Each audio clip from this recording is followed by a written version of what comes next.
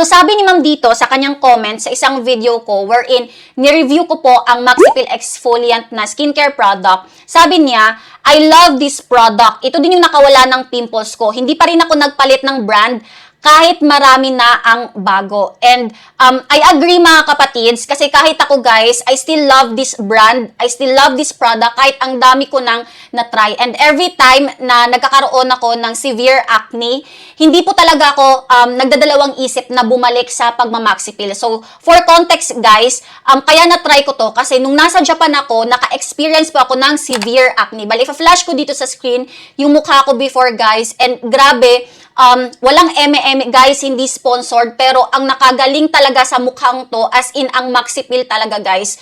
So yeah, para sa akin mga kapatids, if magamit mo ng tama ang product na to and hindi mapasobra, as in napaka-life-changing and hindi nakakasunog ng mukha. Kasi nakita nyo naman yung mga recent videos ko guys wherein wala akong suot na makeup. As in okay na okay yung skin ko, malayong malayo dito mga kapatids.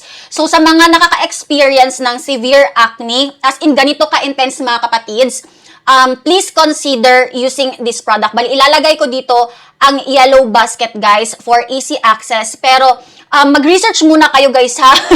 Kasi nag-research din ako before and mag-patch test. Okay, so yun lang.